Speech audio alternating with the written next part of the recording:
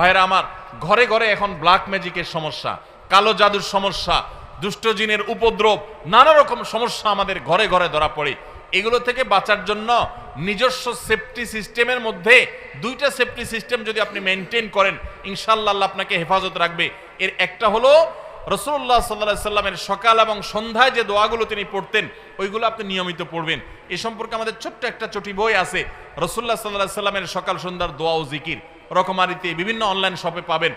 আবার আমাদের ওয়েবসাইটে গেলে ফ্রি, আপনি সেটা ডাউনলোড করে পড়তেও পারবেন এই সকাল সন্ধ্যার দোয়াগুলো পড়লে। আর দ্বিতীয় হলো চান্দ্র মাসে 13, 14, 15 এই দিনগুলো যদি কেউ নফল রোজা রাখে, আল্লাহ তাআলা এই ব্যক্তিকে এমন বেশি সেভ করেন, নিরাপদে রাখেন, কোনো ব্ল্যাক ম্যাজিকে, কোনো ম্যাজিশিয়ানের, কোনো জাদুকরের, কোনো কুফরি কালামে তার কোনো ক্ষতি করতে পারে না। আল্লাহ তাকে হেফাজত রাখেন। তাহলে আইয়ামে বীজের রোজা রাখবো তো ইনশাআল্লাহ। দুই আইটেম পাইলাম, সোমবার, বৃহস্পতিবার আর চাঁদের 13, 14, 15। নাম্বার 3, তৃতীয় নম্বর হলো আশুরার রোজা। মুহররমের 10 তারিখ, তার সাথে 9 তারিখ যোগ করে রাখবেন, দুইটা রোজা। আর 9 তারিখ কোনো কারণে রাখতে না পারলে তাহলে 10 আর 11, 10 কমন, তার সাথে 9 অথবা 11 মিলায়া 9 রাখতে পারলে বেশি উত্তম। কারণ নবী সাল্লাল্লাহু আলাইহি সাল্লাম তার জীবনের শেষ বছর যখন আশুরা রোজা রাখছেন, তিনি বলেছেন যদি আগামী বছর আমি বেঁচে থাকি লা আসুমান্নাত তাসিআ ওয়াল আশির, তাহলে মুহররমের 9 আর 10 আমি রোজা রাখবো। এইজন্য উলামা ইকরাম বলেছেন 9 আর 10 রাখাটা বেশি উত্তম।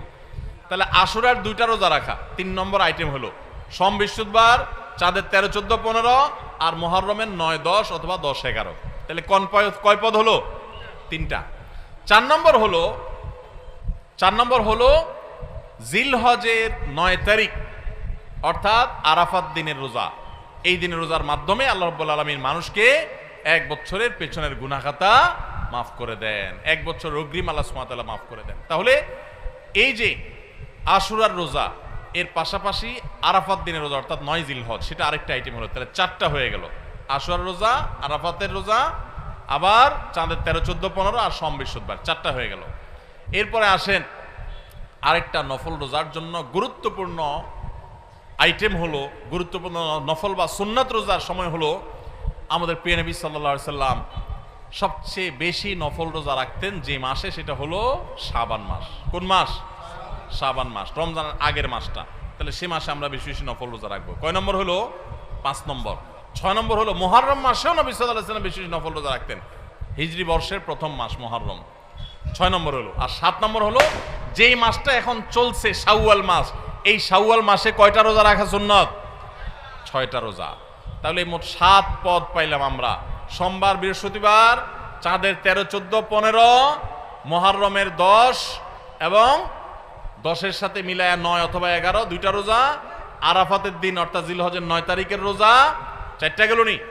আর শাবান মাসে বেশি বেশি রোজা, মুহররম মাসে বেশি বেশি রোজা, কয়টা হলো? 6টা। আর 7 নম্বর হলো শাওয়ালের 6টা রোজা। এই নফল রোজাগুলো, সুন্নত রোজাগুলো রাখবো তো ইনশাআল্লাহ। এখন আর রোজা রাখার ব্যাপারে বেশি ওয়াজ না করলেও চলে। ওয়াজ ছাড়াই মানুষ রাখে। কেন রাখে?